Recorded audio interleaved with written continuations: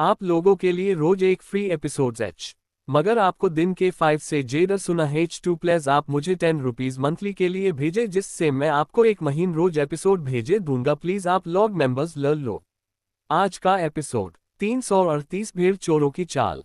शौर्य, शाश्वती और सम्राट उस सुरंग से बाहर निकल आए थे पर उनका सामना बाहर आते ही कुछ ऐसे लोगों से हुआ जिन्हें शौर्य सच में पकड़कर रगड़ना चाहता था। अब कौन थे वो लोग और कहां से आए थे ये तो हमें आगे ही पता चलेगा।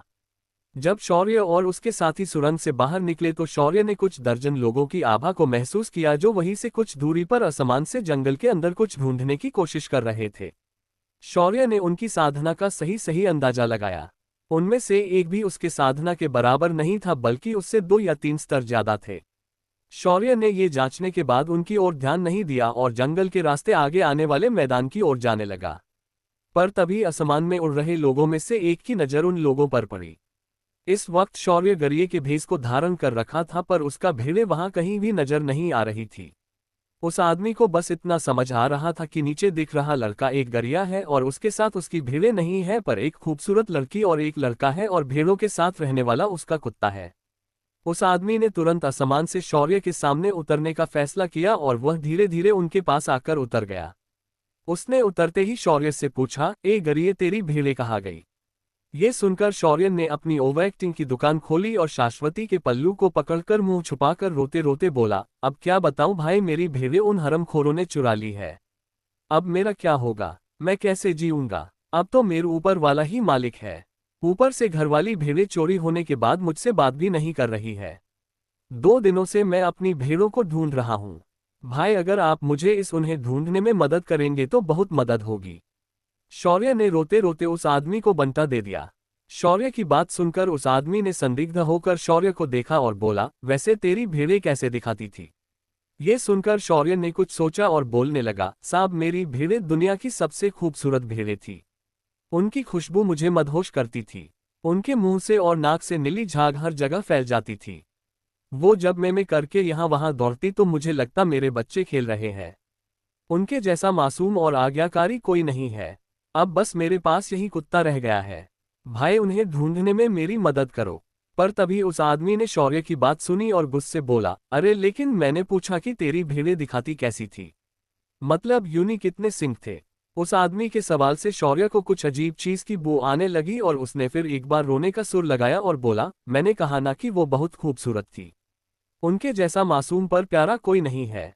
हाय मैं लुट गया, बर्बाद हो गया। अब बापू मेरी मारकर मतलब मुझे पीट कर रहेगा। वह आदमी अब थोड़ा चिढ़ गया और बोला, अरे लेकिन मैंने पूछा उसके कितने सिंह थे? उस आदमी चिढ़ाते हुए देखकर शौर्य ने पल्लू से मुंह बाहर निकाला और बोला, अरे भाई भेड़ों को सींग कितने होने चाहिए? मेरे भेड़ों को भी तो 2 सींग थे।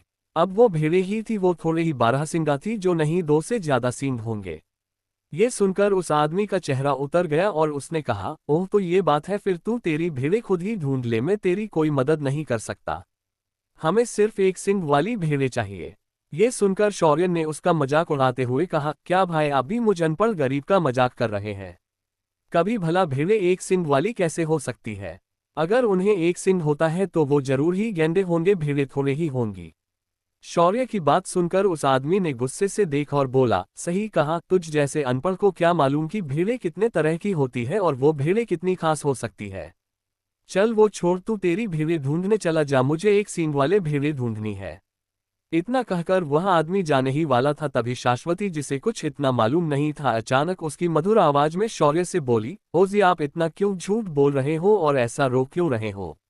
अगर आप कहे तो मैं इसे चुटकी में गायब कर देती हूँ। शाश्वती की बात सुनकर वह आदमी जाते जाते रुक गया और पलटकर शाश्वती की ओर देखने लगा। उसे शाश्वती का चेहरा अभी तक नहीं दिखाई दिया था क्योंकि उसने अपने सर पर घूंघट ओढ़ रखा था। पर उसकी आवाज सुनकर उस आदमी को उसमें दिलचस्पी जागृत हो गई।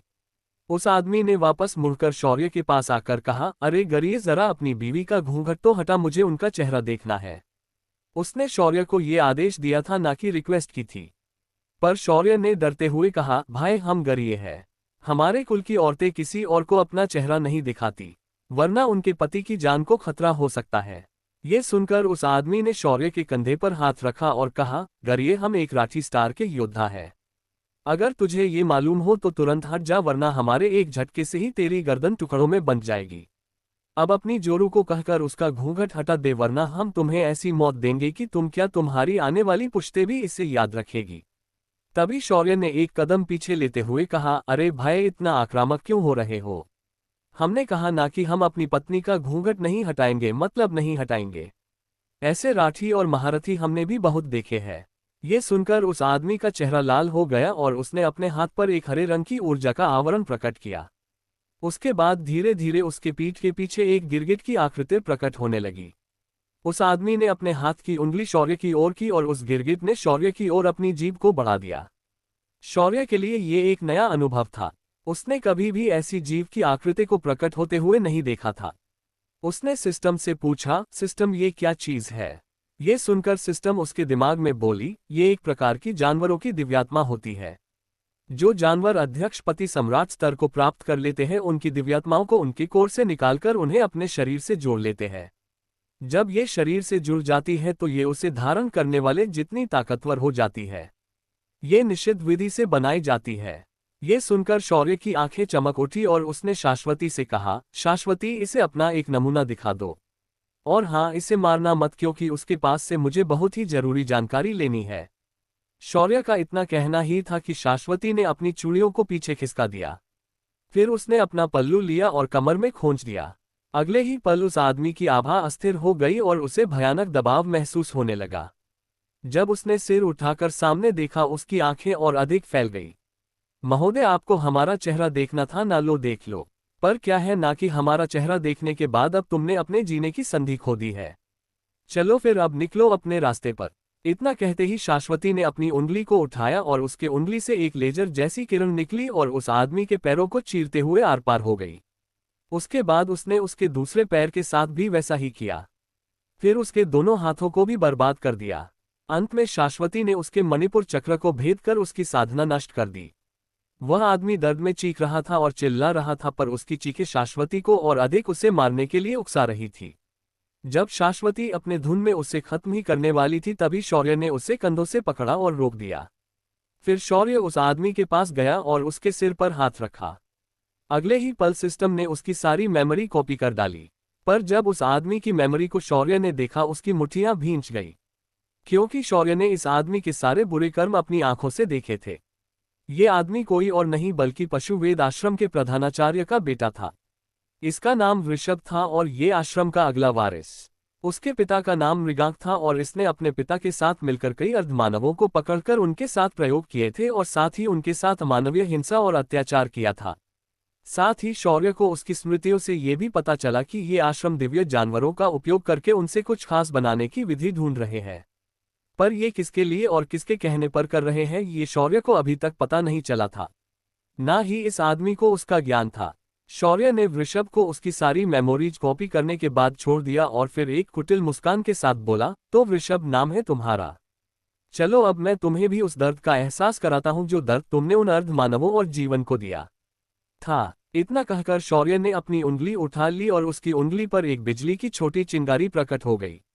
जब सम्राट ने उसकी को देखा तो उसने तुरंत आश्चर्य से कहा, ये तो विद्युत कीटक विद्या है। तभी शेरा ने पूछा, अब ये क्या होता है? सम्राट ने एक गहरी सांस ली और बोला, ये मेरे कुल की निषिद्ध विद्या है। दामिनी कुल के तृतीय प्रमुख ने इसे विकसित किया था।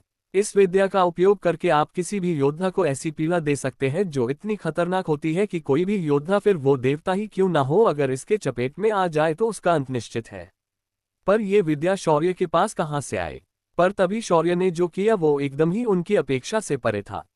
शौर्य ने उस विद्या के अनुसार अगली चाल नहीं चली, पर उसने कुछ और ही किया। इस विद्या के अनुसार उस बिजली की चिंगारी को सामने वाले के मणिपुर चक्र में डाला जाता है, पर शौर्य ने इसे ऐसा करने की बजाय इस चिंगारी को वृषभ के हृदय में डाल दिया।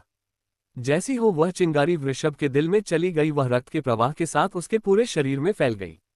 वह चिंगारी उसकी धमनियों में उसके सभी रक्त कणिकाओं को एक एक करके नष्ट करते हुए आगे बढ़ रही थी। कुछ ही देर में उस चिंगारी ने वृषभ के शरीर के पूरे खून को नष्ट कर दिया। पर वृषभ अभी भी जीवित था। उसे जो दर्द हो रहा था वह इतना भयानक था कि उसके शरीर के हर उस छेद से धुआं निकल रहा था, जिया उसे बाहर निकलने का रास्ता मिल रहा था। वृषभ दर्द के मारे ऐसे चिल्ला कमरा था कि उसकी चिल्लाने की वजह से आवाज फटने लगी और किसी फटे स्पीकर की तरह उसकी आवाज हो गई। वृषभ की दर्दनाक आवाज उस जंगल के पूरे आसमान में गूंज गई और तुरंत ही उसके साथियों को उसका पता चल गया। अगले ही पल एक तेज शेर की दहाड़ गूंज गई और एक विशालकाय बाघ की आकृति बिजली की रफ्तार से शौर्य के ऊपर झपट पड़ी। शौर्य ने भी बिजली की फुर्ती से अपनी जगह बदल ली। जहां वह भाग झपट पड़ा था वहां गहरा गड्ढा बन चुका था। आसमान से एक आवाज गूंज गई, बेटा वृषभ तुझे क्या हुआ? पर जैसे ही इस आवाज का मालिक वृषभ के पास जाकर उसके बचाता, वृषभ का शरीर किसी गुब्बारे की तरह घुल गया। और तभी एक चुटकी बजने की आवाज हुई। एक धमाके के साथ वृषभ का पूरा शरीर फट गया और उसके चित्रे हर तरफ उड़ गए। ये आवाज एक बुजुर्ग व्यक्ति की थी। उसकी लंबी सफेद दाढ़ी उसके अनुभव की साक्षी थी। उसके चेहरे पर एक योद्धा का तेज था, पर उस वक्त उसकी आंखों में सिर्फ हताशा और क्रोध दिखाई दे रहा था। उस बूढ़े आदमी ने अपने हाथों में वृषभ के मांस के टुकड़े पकड़े और शौर्य की ओर गुस्से से देखने लगा और बोला, तुच्छ इंसान, तेरी हिम्मत कैसे हुई मेरे बेटे को हानि पहुंचाने की? मैं तुझे और तेरे पूरे कुल को नष्ट कर दूंगा। तभी शौर्य ने अपने कान में उंगली डालकर घुमाते हुए कहा, लो बेशर्मी की हद होती है। तुझे ये पूछना चाहिए था कि तेरे बेटे को क्यों मारा, पर तू तो बिना पूछताछ के राशन पानी लेकर मुझ पर ही चढ़ रहा है। ये सुनकर उस आदमी ने दांत पिसे और कहा, वो मेरा यानी मृगांक का बेटा था। उसे यहाँ कुछ भी करने का पूरा अधिकार है, पर कोई उसे हाथ लगाए तो उसका ये पिता उसकी रक्षा के लिए यहाँ हमेशा रहेगा। ये सुनकर शौर्य के मुंह पर तिरछी मुस्कान आ गई और बोला, वाह, तेरे लिए 21 तोपों की सलाम देनी पड़ेगी बुड्ढे। एक तो तेरा बेटा किसी की पत्नी को जबरदस्ती देखने की मांग करे और मना करने पर जबरदस्ती पर उतर जाए, ये कहाँ का न्याय है? अगर हमने उसे सजा दी तो हम दोषी और तेरे बेटे ने गलत भी कर दिया तो वो निर्दोष है। तेरी इसी सोच पर तुझे चप्पल से मारने का मन कर रहा है। पर छोड़, वैसे भी तेरे बेटे से जो मुझे पता चला है, तुझे भी उसके साथ ही मरना पड़ेगा, इसमें कोई शक नहीं है। पर तब तक मृगांक ने शौर्य को अपनी बात खत्म करने का मौका नहीं दिया था और उसने सीधा शौर्य पर हमला बोल दिया। शाश्वती अच्छे से जानती थी कि शौर्य के सामने खड़ा योद्धा एक स्वर्ग स्तर की शक्तियों का योद्धा है। उसके सामने शौर्य काफी कमजोर है, इसीलिए वह आगे बढ़ने लगी, पर शेरा ने उसे रोक लिया और बोला, रुक जा बहू, तेरा आदमी इतना भी कमजोर नहीं है जितना तू उसे समझ रही है। अब तक मृगांक का हरे रंग की ऊर्जा से लिपटा भाग जैसे नाखूनों का पंजा शौर्य के चेहरे के पास पहुंच गया था।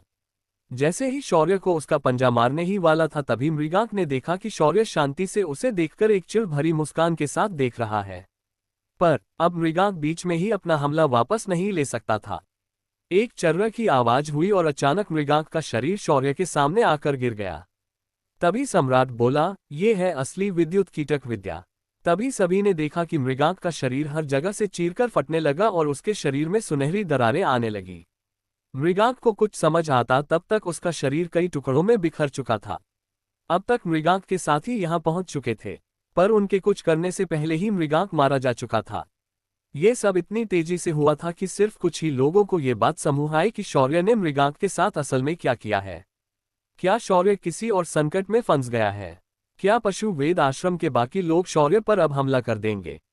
क्या होगा जब मध्य क्षेत्र में पता चलेगा कि मृगांक और उसका बेटा शौर्य के हाथों मारे गए हैं? For free episode stay connected.